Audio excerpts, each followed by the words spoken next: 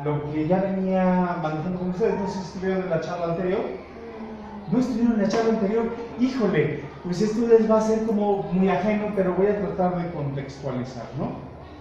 Es que sí, la charla anterior trató acerca de la sexualidad y la cultura. Un poquito, ¿no? Así como a modo de perspectiva, cómo viene la influencia de la cultura desde Occidente, en sus distintas etapas, en sus distintas fases. ¿No te puedo tener eso? ¿Te estorba? No, sin lío. No, pero que necesito es un banco fácil, pero bueno. ¿Aunque no sean de la escuela? Aunque no sean de la escuela. Bien. Y bueno, ¿y cómo llega a esta influencia de la sexualidad? Sobre todo, ¿qué pasa en el último siglo? Creemos que la mirada hacia una sexualidad un poco más libre, o un poco más sana, o un poco más apalabrada, nos ha como librado de como la flagelación al cuerpo, ¿no? Y no, realmente no. Vivimos en un discurso mecánico, el cual es transgresor en todos sentidos. La institución del matrimonio, como se ha utilizado políticamente, es transgresor al cuerpo, la sexualidad, la libertad y el placer. La mirada hacia, es como quitarle, estoy como tratando de resumir. Durante más de medio siglo pasado, pareciera que la sexualidad se le arrancó a lo divino, o sea, antes solamente las religiones podrían hacerse como cargo, ¿no?, de la encomienda, la dirección o la atribución que puede llevar un cuerpo sexuado y el fin específico para ello, ¿no? Se lo arrancan a la divinidad, por así decir, y se lo atribuyen al campo de la medicina. En resumidas cuentas, comentaba yo que la medicina no tiene nada que ver con la sexualidad, nada en absoluto, ¿sí? A lo mejor se encarga de arreglar lo que la sexualidad ya previamente hizo. Tanto como una muela, Exacto. tanto como una infección en el oído. Es un campo fisiológico, sí, pero como preservación, como conservación y como procuración. Hasta ahí es el campo médico. Sin embargo, los discursos de las últimas 3 décadas, menos las 3 décadas anteriores, de las cuales ustedes, por ejemplo, la generación de los padres de familia y los abuelos de los padres de estos padres que hoy son abuelos de los alumnos, han nacido, crecido y han estado bajo esta atmósfera de discurso. Es casi impensable que no se le atribuya, por ejemplo, hoy, y pareciera que tienen como la certeza, la verdad aquí en la mano, ¿no? Decir, sí, ya lo dijo el médico, así es, sí, ya lo dijo el endocrinólogo, ya lo dijo sí, o sea, pero no, realmente no tiene nada que ver, tiene que ver como cualquier otra función orgánica del cuerpo. Ahora, proponía yo que la psicología pues tampoco tiene que ver con la sexualidad propiamente. El psicoanálisis medio se ha acercado, muy de sesgo, pero no tiene un estudio profundo acerca de la sexualidad.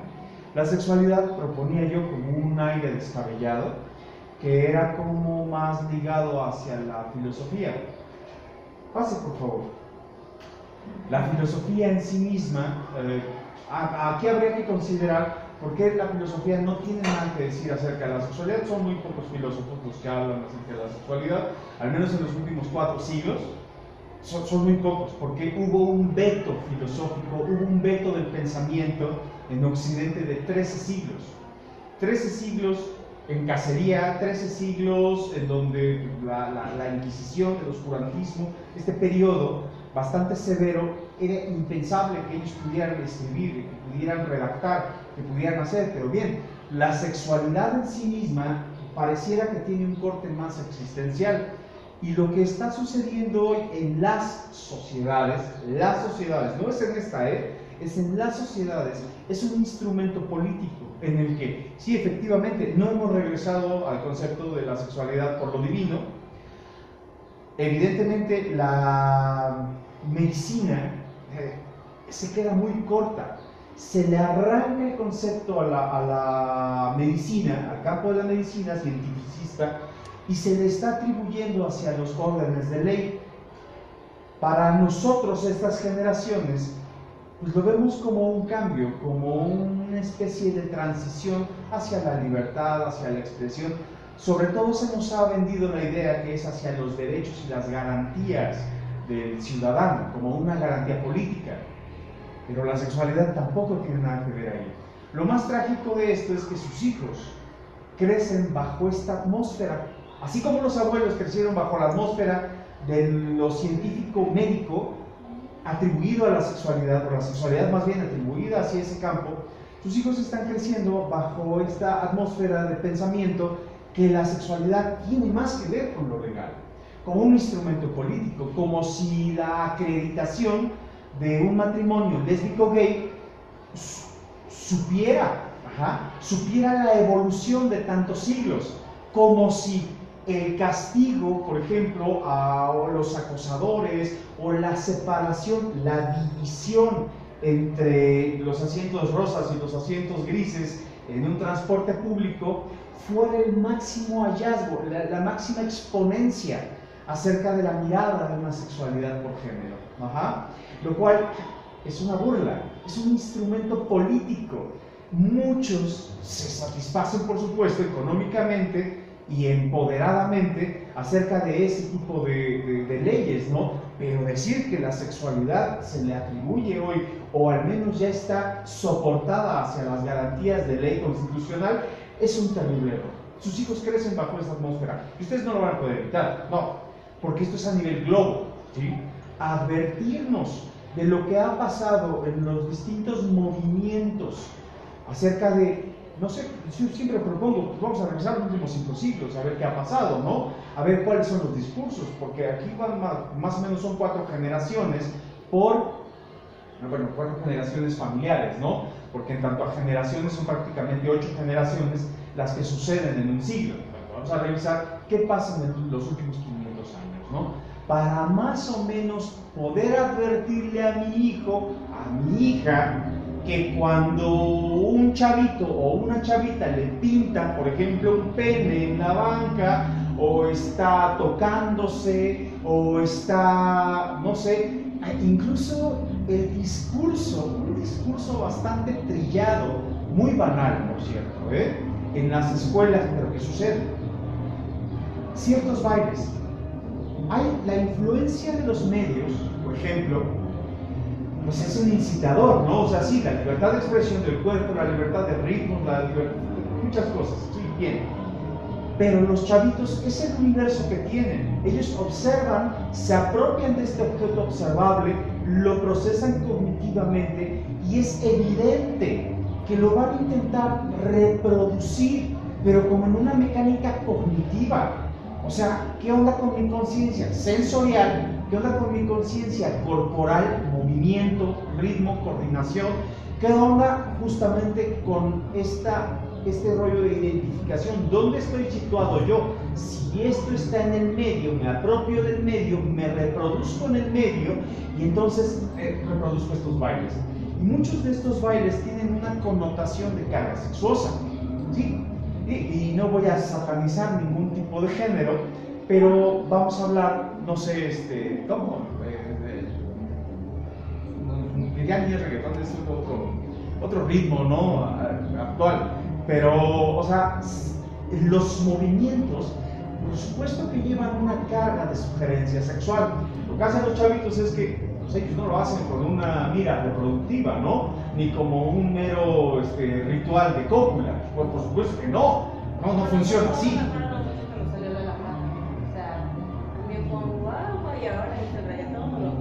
Exacto, pero lleva una connotación de movimiento sugerente a la sexualidad, sugerente a la cópula, sugerente justo a como estos cortejos. ¿Qué cortejo mamífero llevan ciertos movimientos sexuosos es sensuales, ¿sí? O sea, en ese sentido, más o menos. Ahora bien, lo que pasa aquí como instrumento político en las escuelas es tema de conversación. No puede ser posible que un docente hoy haga todo menos la docencia. Y hacer de todo menos la docencia es verdaderamente preocupante.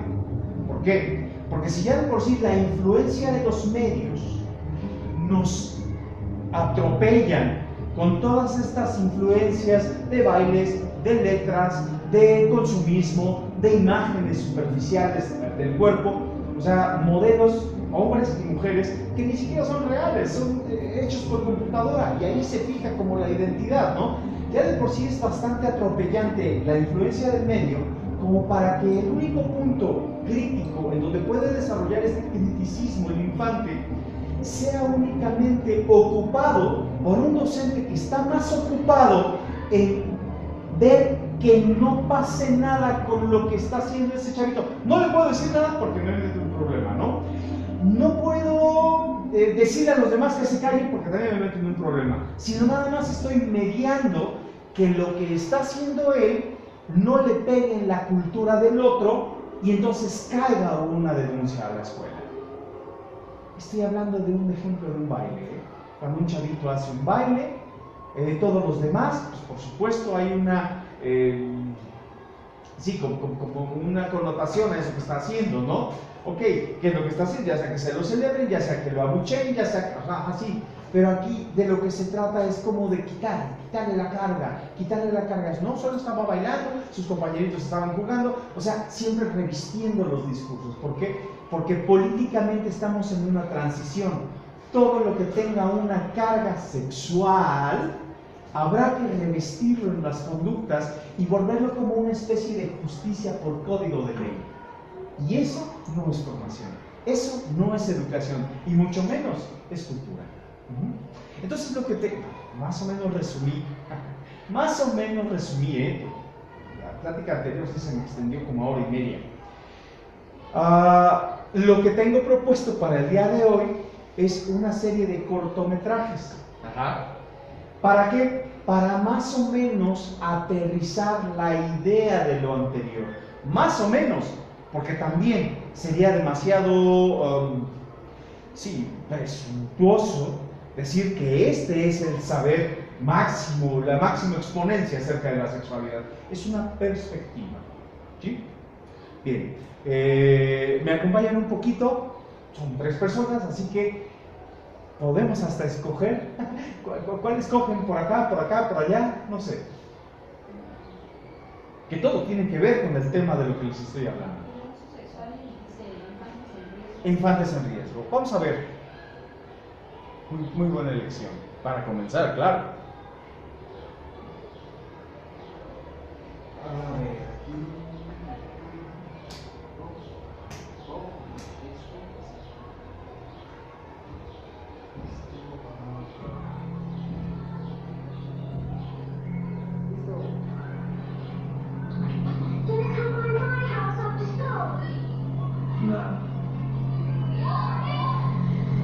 Cerca se puede ver. No hay demasiada, ¿no? No puedes hacer nada.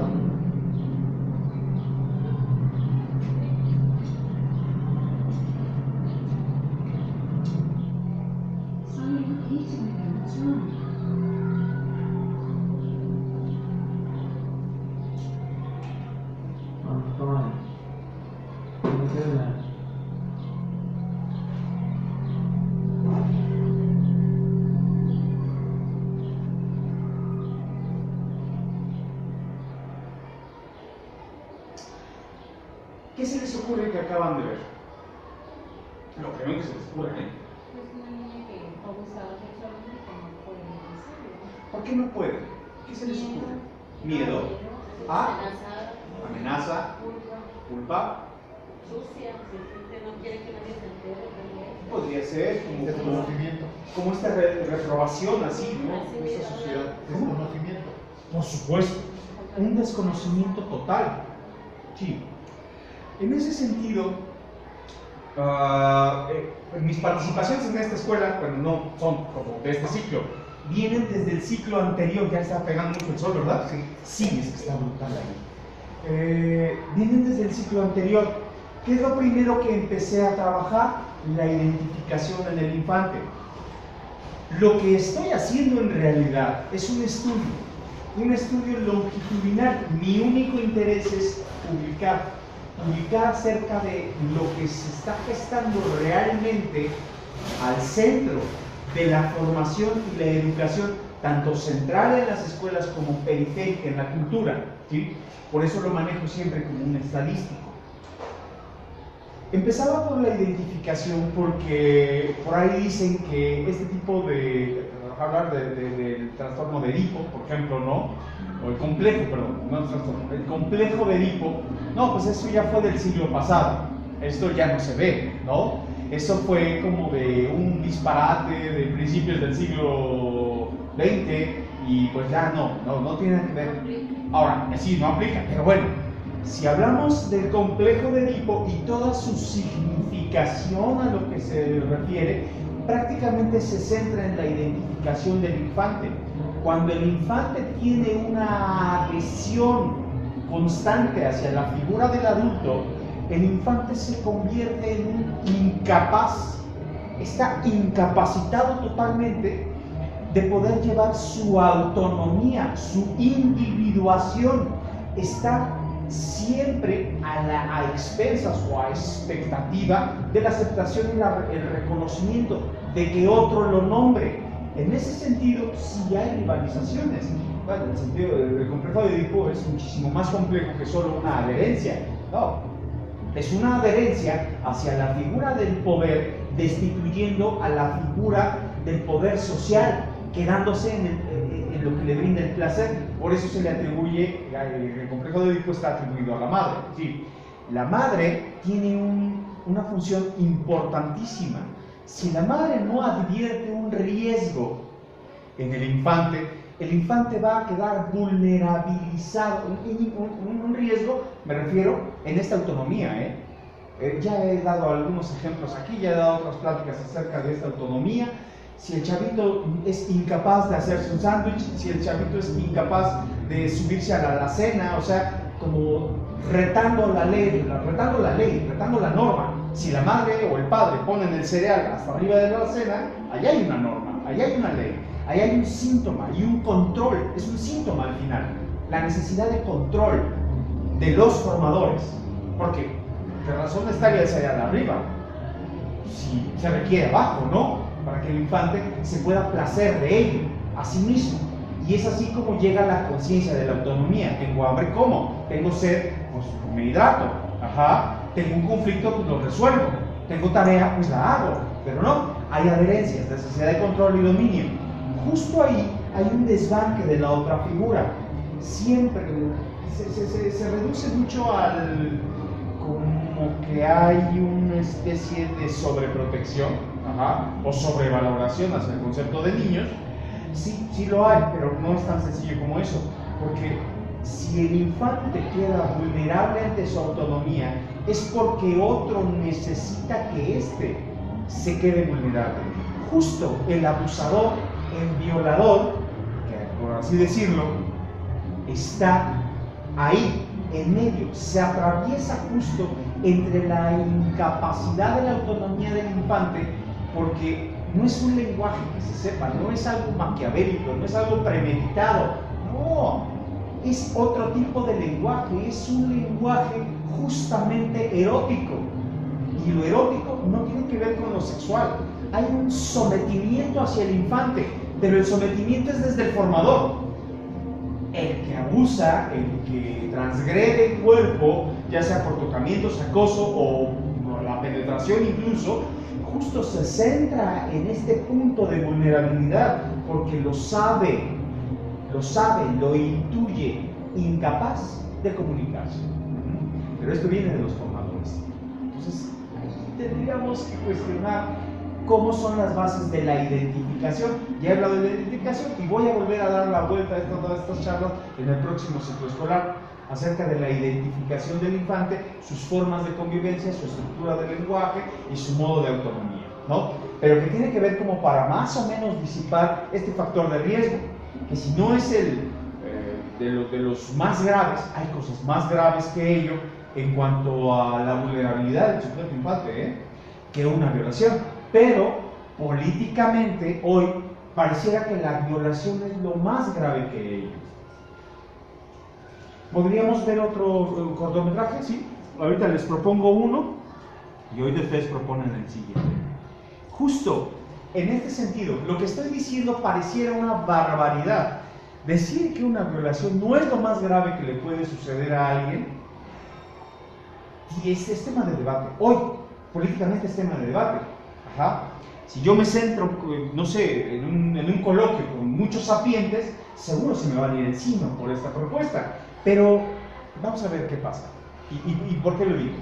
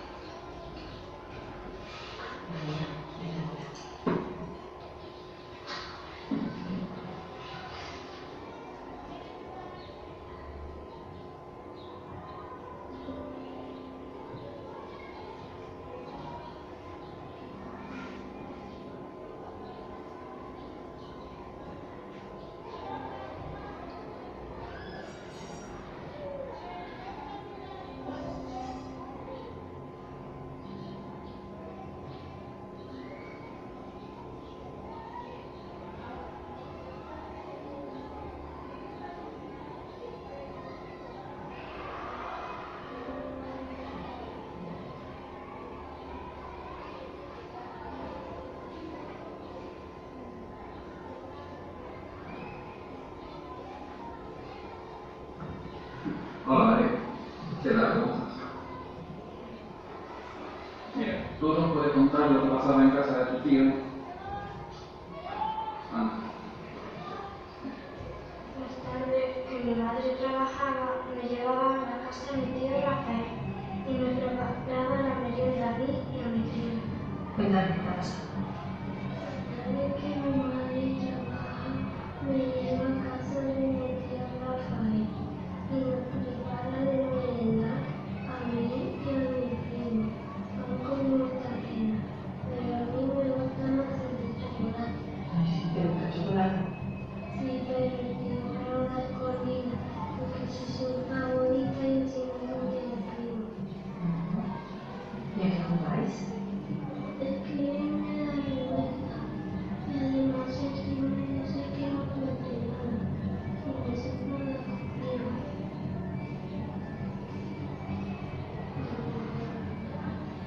Cariño, es que tienes que compartirlo más conmigo, si no, no te puedo ayudar.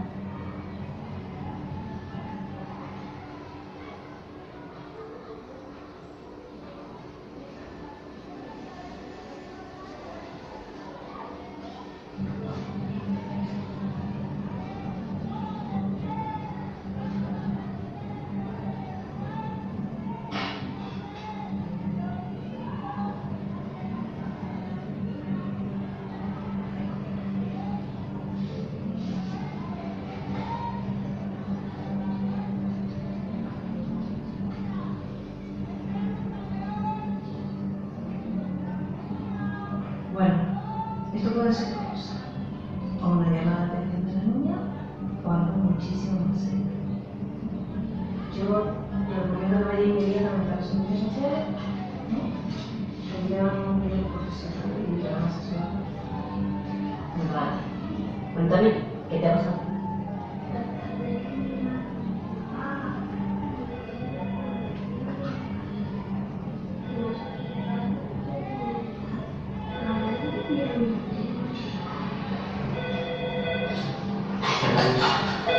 Sí.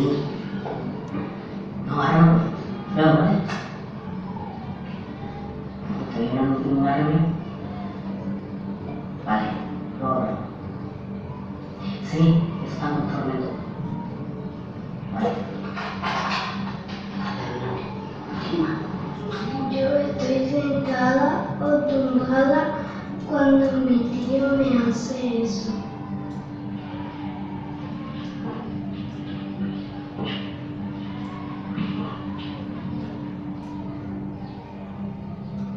Lo que la niña me está contando es algo muy serio. Estamos hablando de un delito. Se tiene que denunciar esto. Sí.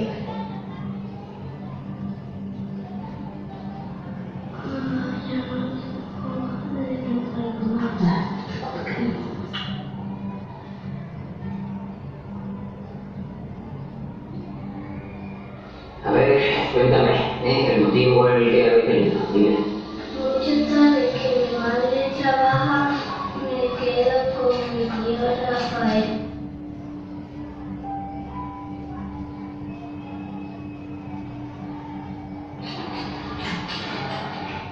Mira, ahora van a venir unos compañeros nuestros, ¿vale? Quiero que le cuentes lo mismo que nos has contado a nosotros. Y señora, ahora cuando interponga la denuncia, la niña debe acudir al médico forense.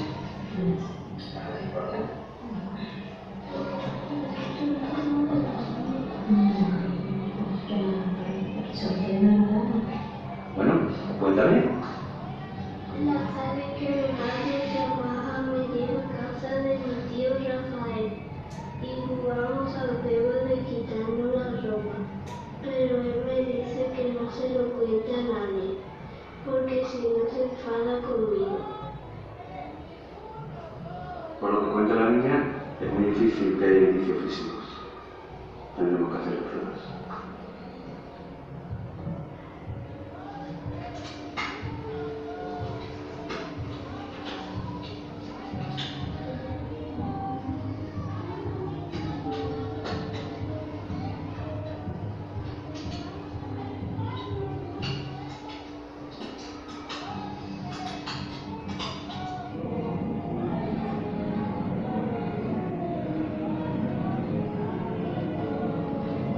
Cuéntame, ¿qué te ha pasado?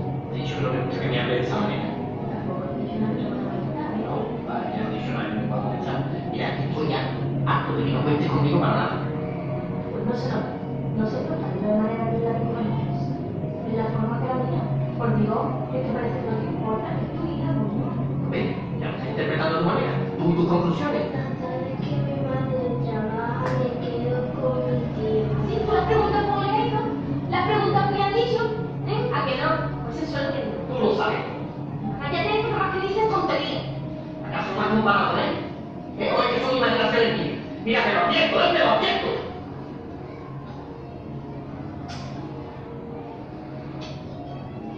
¿Y ahora qué va a pasar? Cuando no hay juicio. Pues mire, es que es muy difícil de precisar, porque lo mismo puede tardar 2 meses, que 2 años, no sé.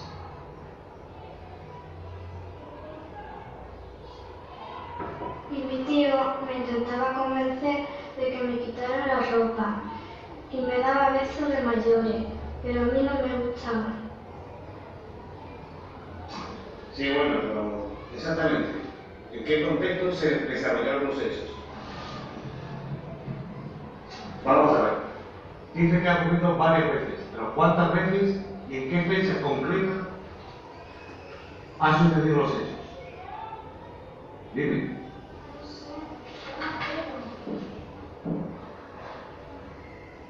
Que conste en acta que la menor manifiesta no recordar en qué circunstancias ocurrieron los hechos. Bueno, María, tranquila. No tenemos prisa. Intenta recordar algo más. Cuéntame, ¿qué te ha pasado? Cuéntame, ¿qué te ha pasado? Cuéntame. Bueno, cuéntame. Cuéntame, ¿qué te ha pasado? Dime. Las preguntas como le he hecho, las preguntas que le han dicho. Estamos hablando de un delito. 2 meses, que 2 años. Mira, te lo advierto, te lo advierto.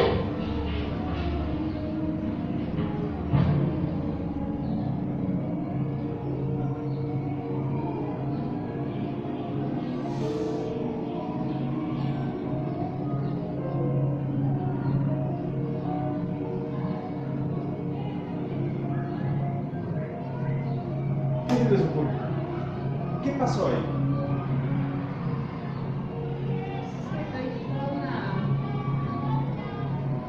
La niña se expone a cuántos criterios. Es un sometimiento. Y por tanto tiempo es una constante negación a lo que le ha pasado, que entra en un pánico y se lo pasa.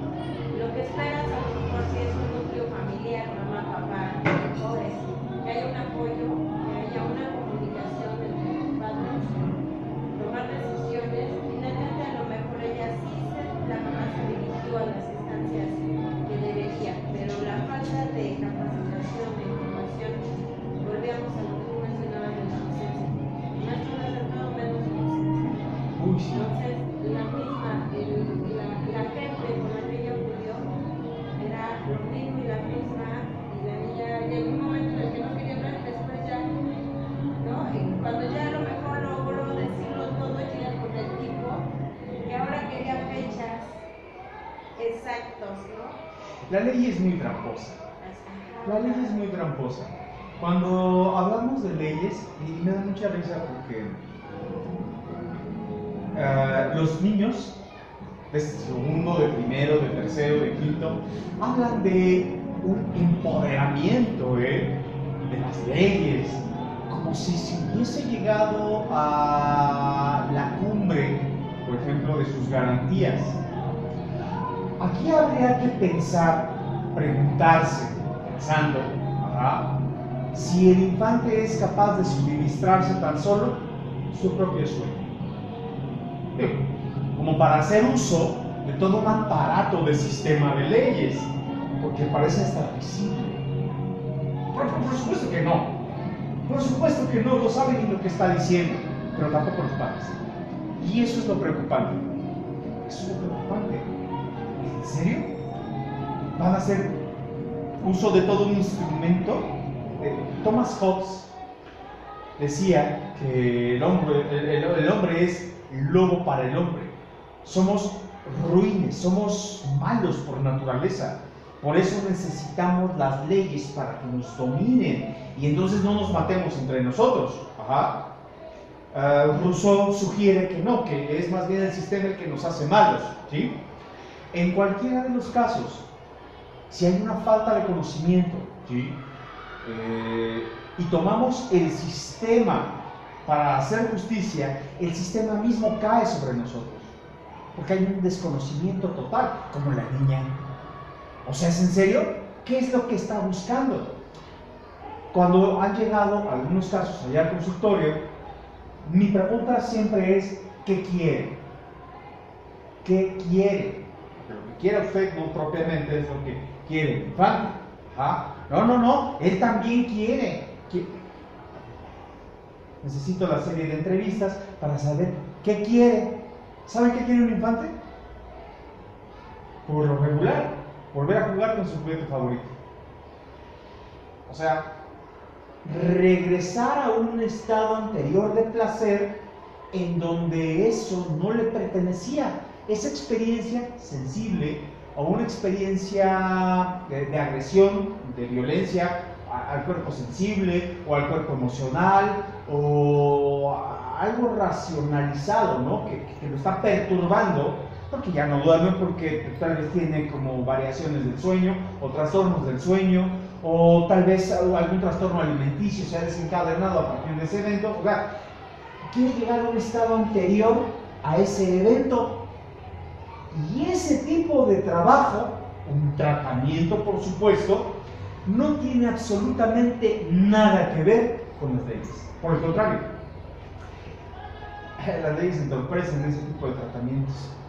Entonces aquí la pregunta siempre es muy clara hacia los padres y las madres, ¿no? O al tutor que esté en turno, ¿no? ¿Qué quiere? ¿Usted qué quiere? Justicia. Perfecto. En mi caso, en mi caso. Y hay muchos, que decimos, perfecto, ¿sabe qué? Aquí le doy otras 5 tarjetas de colegas, compañeros, ellos sí le entran. Algunos no le entramos, porque va en dirección contraria. Pareciera poco ético. El psicólogo puede hacerlo. Él sí puede hacerlo. El médico no. El médico está obligado a ceder como en un paralelismo de la norma de la ley. El psicólogo sí puede hacerlo. Lo cual nos deja al margen como de la competitividad comercial, muchos pacientes, y bueno. Pero la cosa ética, ¿qué es lo que quiere? Usted quiere una justicia, bien, perfecto, usted hágala. Pero si esa justicia tiene que ver con una segunda agresión a visita al paciente, a su hijo o hija, no, yo no le voy a aumentar el delirio a usted, pues vaya a ver a quién le cobra por eso. No puedo. Y es un debate ético. Por ello es que en muchos aspectos de la sexualidad tiene que ver la filosofía. la filosofía hoy sigue ausente, muy ausente, ¿eh? A este paso, más o menos en unos 100 años, ya nos van a empezar a arrojar algo de trabajo para poder cambiar la perspectiva, la visión de ello. Pero en 100 años, pues en 100 años ya no vamos a estar, ¿no? Esto es un estimado. En 100 años sus hijos ya ni van a estar. En 100 años tal vez ni sus nietos van a estar. O sea, ya pasó tanto tiempo que justamente lo que está pasando hoy como transición se va a olvidar. Políticamente, las personas de aquel entonces caerán como pichoncitos, presas de argumentos políticos, como lo estamos haciendo el día de hoy. Ajá. Que si bien es cierto, a ver, aquí está pasando algo, es según la ley, según la norma, es un delito, y sí lo es porque hay un daño, perfecto, se lleva como una continuidad para que esta persona, no es porque me haga justicia a mí, no, sino es porque esta persona no puede estar libre, no puede estar fuera. ¿Por qué? Porque es un daño a la sociedad. Pero así como me hizo, la cosa está mal. Y hay quienes sí le entran, sí le entran a esto. Un colega, por ejemplo, para llevar un juicio de estos, tan solo son psicométricos que cuestan 6,000 pesos cada uno. Yo digo que pues ahí ya no está lo ético, ¿saben? Porque pues sí, tal vez para llevar un asunto de estos, pues, yo tendría que cobrar unos 35,000 pesos. Nada más por los puros estudios, la certificación y las entrevistas con juez para garantizar la certificación de ese estudio. Y aún así no es garantía de que le pregunten cualquier cosa, porque eso es política, pero no tiene nada que ver con lo clínico.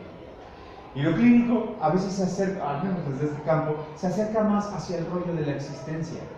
Aquí, ¿a quién se le está favoreciendo? A los padres, como para resarcir un nombre, porque el infante en muchos de los casos de abuso sexual queda descuidado. En las mujeres es más fácil. ¿Por qué? Porque políticamente ahorita hay un señalamiento hacia la figura de lo femenino como si las estuvieran convirtiendo en seres intersticiales, como si fueran algo, una elevación máxima, intocable, impensable, aunque históricamente esto ya sucedió. Ajá, las totemizaron. Es como la prohibición y el deseo y la prohibición. Es un tótem. Sin embargo, a los chicos que les pasa esto, políticamente, están más descuidados, que cada vez va en más aumento. Por ejemplo, los niños que son abusados sexualmente y que ni siquiera pueden hablar. ¿Por qué? Porque la cultura me impide hablarlo. Porque no es solamente que vaya yo a perder como el lazo afectivo con esta persona que no sé ni qué pasó, no, sino que pierdo toda una identidad en la influencia del medio y en el rol de género que me fue dado desde el momento en el que nació un infante, que aquel transgresor de bata blanca que dice, es niño. ¿Qué me importa si es niño? No es niño. ¿Tiene nombre? No tiene nombre, perfecto, es un humano, se acabó. Ahí ustedes sabrán qué nombre le ponen. Y ahí él sabrá cómo se siente, cuál es su identidad sexual, cuál es su orientación sexual, y de ahí cuál será su preferencia sexual, si es que tiene alguna. Ajá. Pero es demasiado transgresora la cultura. Un niño hoy, en estas condiciones, es más vulnerable. La niña puede ser que hable, el niño no hable. Ajá. Y es un alto índice de abusos sexuales que suceden en niños. Y no lo hablan, se lo callan porque la cultura los aplasta. Y es muy complicado. Ajá. Sí, yo propongo que veamos otro y ya. ¿Sí? No, pues, si gusta quedarse, si gusta irse, adelante, por favor. Está muy bien.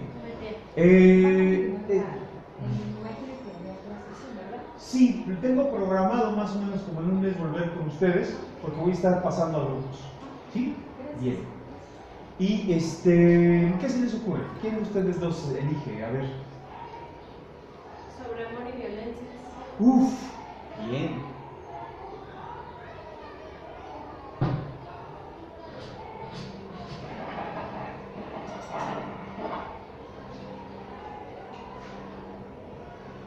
I met him like around my area, and I was like, whoa, oh my god, I don't think I see him look back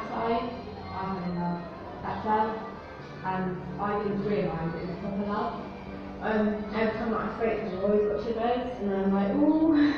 So yeah. My whole world revolved around you, and I got a couple of thoughts about it, I sleep, the thoughts about it, oh God, it just needs to be done.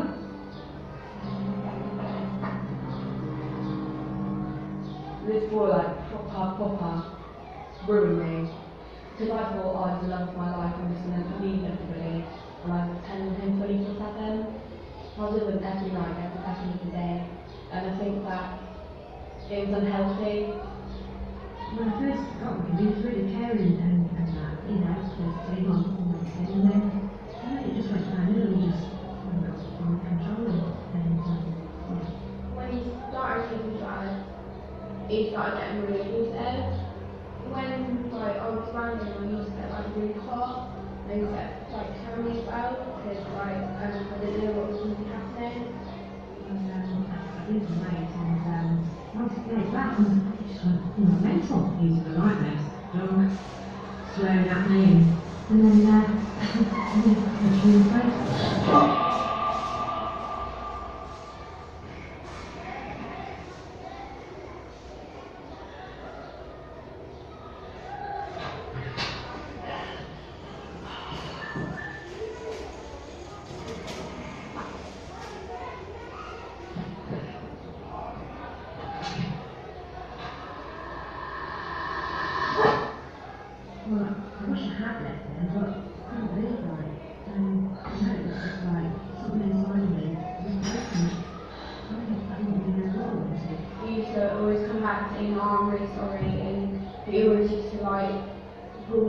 Faces at me, like really upsetting faces, and it made me always feel like really guilty.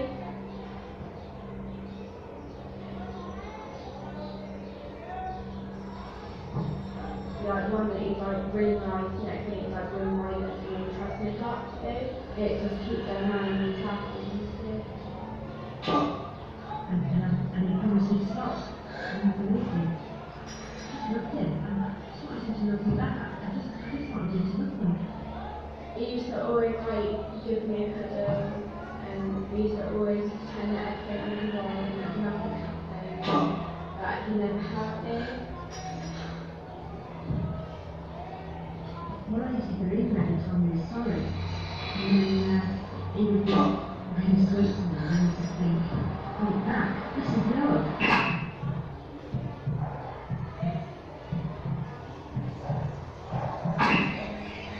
I wish I could have got out earlier, and always wish I could feel that time, that first pinch that she gave me. I couldn't change it, it wasn't in words, but I had to be so strong, because every time it came, it was really, I knew it was amazing in the end.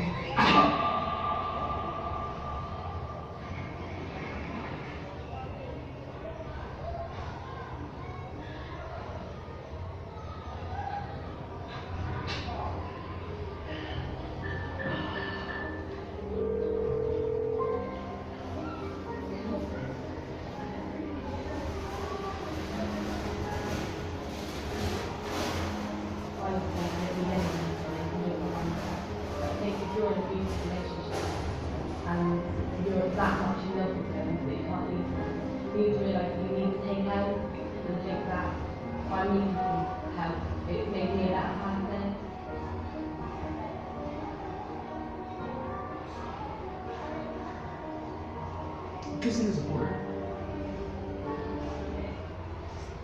Se cae en un círculo vicioso, hay una confusión, hay que tomar decisión. Sí, la cosa aquí, ¿está de acuerdo? ¿Qué se le ocurre a usted? Que esto y lo que he visto son consecuencias, ¿no? Y en todo, no nada más en este aspecto, las consecuencias salen más caras que las prevenciones. Sí. ¿Sí? Supuestamente mandamos a la escuela a educar a los niños, ¿no es cierto? Aquí no los educan, aquí les transmiten algunos conocimientos, nada más. Conocimientos específicos. Ni siquiera conocimientos generales. No, y además que no sé ni para qué me van a servir, que a estas alturas no sé ni para qué me sirvieron, la verdad. Ok, Sí, bueno. sí, yo no sé para qué diablos me quedé la cabeza con la serie de Newton, en mi vida la apliqué. Y así muchas cosas. La prevención está en casa, la comunicación directa, y esa sale más barata, ¿sí? Es decir, marcarle a los hijos, en mi caso hasta los nietos, ya voy por la segunda vuelta, pero marcarles límites, y unos límites que ellos van a encontrar sin que estemos presentes nosotros, porque cuando son pequeños los traemos de la mano y no nos desatendemos, sino que los dejamos en manos de otras personas, otras formas de pensar, al pasar la puerta de la escuela. Cuando son más grandes, cuando salen de la puerta de la casa, y parece mentira, pero en ese momento lo único que nos queda de parte de los que tenemos una cierta forma de pensar, Señor, échame una mano, porque yo ya no voy a estar ahí para decirles. Espero que todo lo que le he comunicado lo pueda aplicar. Fíjese, comenta algo interesante también, porque aquí en la escuela son conocimientos específicos. Hay como una serie de variaciones en el conocimiento para que los alumnos puedan definirse en una habilidad específica, pero para que puedan producirse. Eso que se dice, bueno, ¿y qué vas a hacer? ¿A qué te vas a dedicar? ¿A qué vas a vivir? Realmente está bien dicho, ¿eh? Sí, tiene pues, bastante certeza esto. Lo que se está haciendo aquí es como una anticipación a lo que es un medio productivo. Si no tienes esto, estás fuera del medio productivo. Evidentemente no va a haber lugar para ti aquí, ¿no? Ahí están las cárceles, ahí están los psiquiátricos para poder meter a esta gente que no embonó en estos conocimientos específicos. Sí sirvieron y sí sirven. Sin embargo, no es una formación, no es una educación general, no es una culturización, no, es un trampolín ahí que asoma algunas cosas. La educación está en casa, sin embargo, en casa pasa algo. El medio social, el medio histórico, el medio político, las influencias, las ideologías de vida nos llevan a pensar, por ejemplo, conceptos sobrevalorizados del amor. ¿Qué cosa es el amor? O sea, ¿qué es el amor? El amor es un concepto, ni siquiera es una emoción, ni siquiera es un sentimiento, no llega a sentimiento. El amor es, por definición, es un concepto. ¿Por qué? Sencillo, digo, tristeza. En todas partes del mundo, bajo distintas circunstancias, la gente siente tristeza y la siente de una manera muy semejante.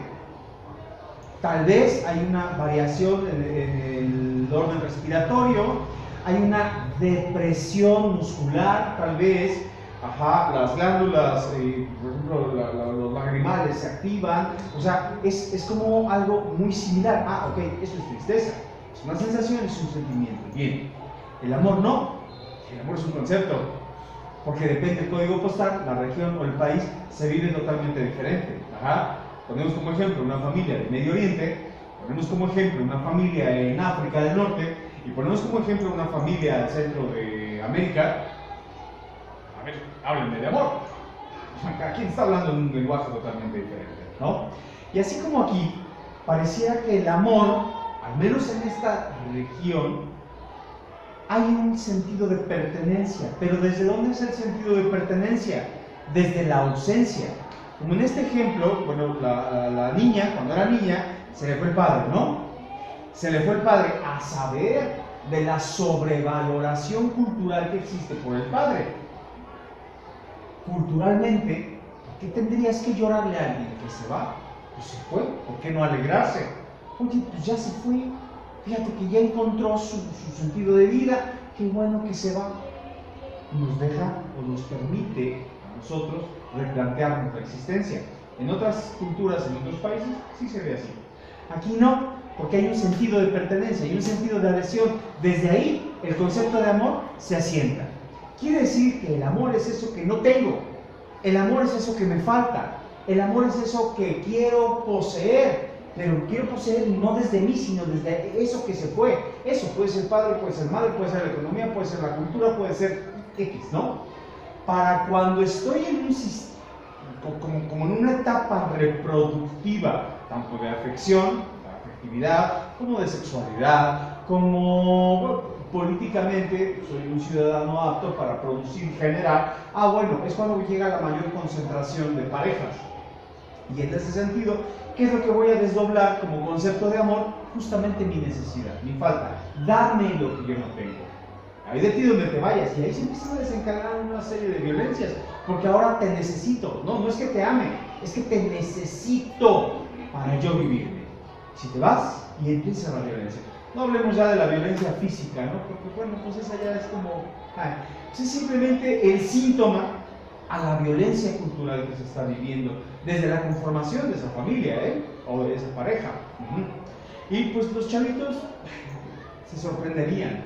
Ellos sí naturalizan la violencia en casa, porque no tienen todavía el instrumento político.